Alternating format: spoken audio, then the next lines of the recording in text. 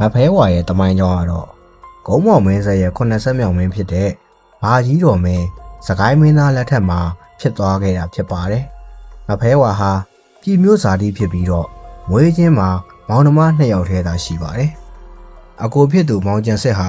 ပြည်မျိုးသားထံတွင်စရေးတော်ကြီးအဖြစ်အမှုတော်ထမ်းလျက်ရှိပြီးတော့ဘွဲအမည်မှာမင်းရဲ့ဒိတ်ပါဖြစ်ပါတယ်။မိဘနှစ်ပါးလုံးမရှိပနောင်းကွယ်လွန်သွားပြီးတဲ့နောက်မှာတော့အကိုဖြစ်သူမောင်ကျန်စစ်နဲ့အတူနေထိုင်လျက်ရှိပြီးတော့အကိုဖြစ်သူအားမိဘတပွဲအားကိုနေထိုင်ရရှာလေတယ်။အကိုဖြစ်သူမှာနှမအားအလွန်မင်းချစ်တော်လဲတောက်စားမူးရစ်နေတတ်ပြီးတော့မကြာခဏဆိုလိုခိုက်ရန်ဖြစ်ပွားလေရှိပါတယ်။မောင်ကျန်စစ်မှာတေးတောက်စားခြင်းမှအစပြုပြီးတော့ခိုးသားဓမြများနဲ့လက်ပွန်းတတိနေထိုင်လာရမှာနောက်ဆုံးတွင်တော့ပြည်မျိုးသားအားပုံကန်တော်လန်ပြီးတော့မင်းပြည့်မင်းတန်တင့်လီတော့တယ်။မောင်ကျန်စစ်မှာမဖဲဝါအားနှမကြီးအမောင်တို့ထွက်ပြေးမှဖြစ်တော့မယ်။ပြည်မှာဆက်နေရင်အသက်ခံရလိမ့်မယ်လို့ပြောပြီးထိုညရင်းချင်းပင်လှိန်ငယ်လေးတစ်စင်းဖြင့်အေယာဝတီမြစ်ကြောင်းကိုစုံပြေးကြလေတော့တယ်။မြစ်ကြောင်းအတိုင်းစုံပြေးလာရင်းနဲ့ချောင်းမြောင်းအင်းအိုင်ပေါ်များကတစ်ပင်များအုံဆိုင်ထူထပ်တဲ့လူနေနေပါသည့်ဒေသတစ်ခုသို့ရောက်ရှိလာကြပါတယ်။ထိုဒေသရှိအထောင်ရှားခဲရာလေးတွင်မောင်နှမ2ယောက်ဟာမထင်မရှားဖြင့်လူစင်းရွဲအသွင်ဖြင့်မောင်ကျန်စစ်ဟာမောင်ဆံမဲ့ဟူ၍၎င်းမဖဲဝါကမသဲဦးဟူ၍၎င်းအမည်ပြောင်းလဲ၍ဇက်မြုပ်နေထိုင်နေကြပါလေတော့တယ်။မောင်ဆံမဲ့တစ်ဖြစ်လဲမောင်ကျန်စစ်ဟာ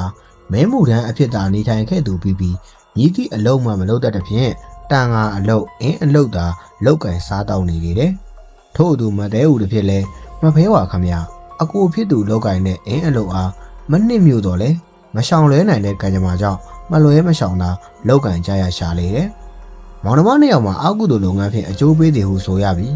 အချိန်ကာလမကြာမညောင်းပဲအထောင်ရှားခွဲရာမှာကြီးရတဲ့ဇရင်ဝင်ဖြစ်လာကြရောတယ်။မောင်ဆံမဲ့မှာငကိုကလေးကတောက်စားစားနေထိုင်သူတို့ဖြစ်သည့်အားလျော်စွာအင်းကြီးဘဝတို့ရောက်သွားချိန်မှာတော့အရက်ကလေးတမြများနဲ့စိတ်ကြမ်းလူကြမ်းအဖြစ်နောင်တမဲ့စွာနေထိုင်နေပါတယ်။နှမဖြစ်သူမသဲဦးခမချောမွန်တွန်းသည့်ရုပ်ရည်ကြောင့်ရွာကန်တထေးတကြွယ်များကသဘောကျနှစ်သက်သည့်တိုင်အကိုဖြစ်သူမောင်ဆံမဲကြောင့်အနာကဝွန်သူမရှိကြချေ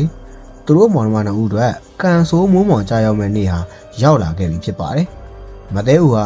တဲမဲမဲရွာနေတဲ့မိုးကောင်းငင်ကြီးကိုမောကြည့်ရင်းနဲ့အော်ငါမောင်ကြီးအိမ်ပြန်မလာဘဲနဲ့အင်းဆောင်တဲလေးမှာနေတာ3ရက်တောင်ရှိပါဘောလား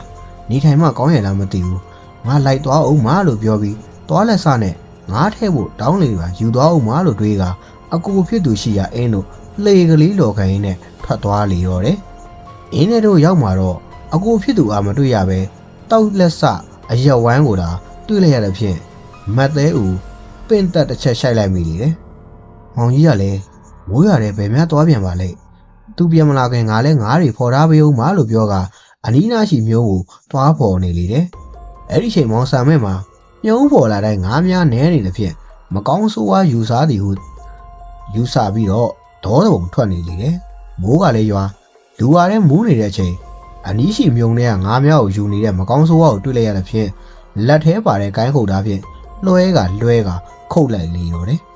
အမူးပြေလာတဲ့အချိန်မှမောင်ဆာမဲ့တယောက်နှမကိုမကောင်းဆိုးဝါးအမှတ်နဲ့ခုတ်တက်မိကြောင်းသိနေပြီးချုံမွဲချငိုပွဲဆင်လေတော့တယ်မတဲဦးခမရတော့အကိုဖြစ်သူငမူးကြီးဓာကြံကြောင့်တေပွဲဝင်ရရှာပြီးအကိုဖြစ်သူမှလည်းငကိုကထက်ပင်စိတ်ကြမ်းလူကြမ်းနဲ့အယက်တာဖိတောက်နေလေတော့တယ်လုပ်ငန်းသူအင်းသမားများကစိတ်ပြေပြောက်ရန်အလို့ငါတကုံမြို့ရွှေတကုံတပေါင်းပွဲတော်တို့ခေါ်သွားကြရမှာမောင်ဆံမဲ့ဤအောက်ကူတို့မိမြကြီးမကြောင်းလူတိကုန်ကြလေတယ်ဖြစ်ပုံမှာတော့ရွှေတကုံဇီရီတော်ကြီးအားကြံသူများမှရိုသေးစွာဥချကြောကြစဉ်မောင်ဆံမဲ့မှာကြောင်6ရားဖြစ်နေပြီးတော့မတ်တက်ရက်နေလေတယ်အဲ့နောက်ဖျားဘူးများကမောင်ဆံမဲ့အားဇီရီတော်မြတ်ကြီးကိုဥချရန်ပြောဆိုမှမောင်ဆံမဲ့ခမဇီရီတော်မြတ်ကြီးအားမမြင်တွေ့ရသဖြင့်ဥမချခြင်းဖြစ်ကြောင်းသိကြလေတယ်မောင်ဆံမဲ့ဤအကုသိုလ်ကကြီးမားလေစွာဟုတိတ်ခုတ်တရက်ဂုံးတော်ကိုရောက်ပြီးမှဇီရီတော်မြတ်ကြီးအားမမြင်တွေ့ရသဖြင့်ဘေးမှလူအပေါင်းမှလည်းအံ့ဩတုန်လှုပ်ကြလေတယ်မောင်ဆံမဲ့မှလည်းရှက်လဲရှက်ကြောက်လဲကြောက်သည့်စိတ်ကြောင့်ရွာသို့ချက်ချင်းပြန်လာလေတယ်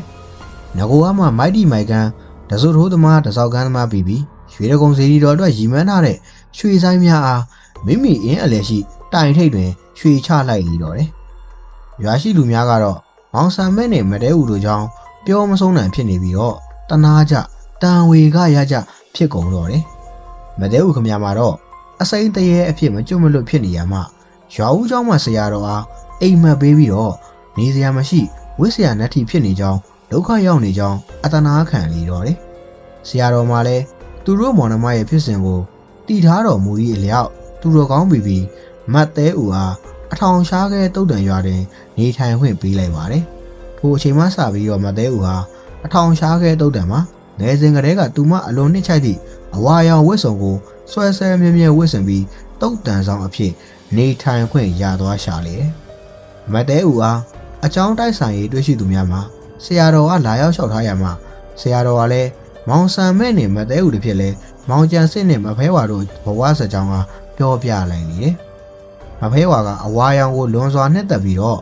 အဝါရောင်အပွင့်အခက်မပါတဲ့ရောင်အဝါထိန်ထိန်သာသာအယောင်ကိုသာကြိုက်နှစ်တဲ့ဖြင့်သူမအားတွေးလျက်သူများမှာအဝါရောင်ဝတ်စုံနဲ့သာတွေ့ရခြင်းဖြစ်တယ်။မဖဲဝါဟူသောအမည်ဖြင့်လူသည်များလာသည်မကြပြီးအကြောင်းများအားအထောက်တော်များမှတဆင့်အကြောင်းတိလျက်ပြီးတော့ဂုံးမောင်မင်းဆက်၏ရှစ်ဆက်မြောက်မင်းတာယာဝတီမင်းဟာမဖဲဝါအားတုတ်တန်များတွင်အဆောင်အဖြစ်အမိန့်တော်ပြန်တန်းထုတ်လိုက်လေတော့တယ်။အဲဒီချိန်မှစပြီးတော့တုတ်တန်ဆောက်မဖဲဝါဟူ၍အမည်တွင်ခဲ့လေတော့တယ်။အားလုံးပဲအစိုးရနားဆင်ပေးလို့ကျေးဇူးတင်ပါတယ်။နောက်အပုဒ်ဒီမှာကျွန်တော်တို့ပြန်တွေ့ကြပါမယ်။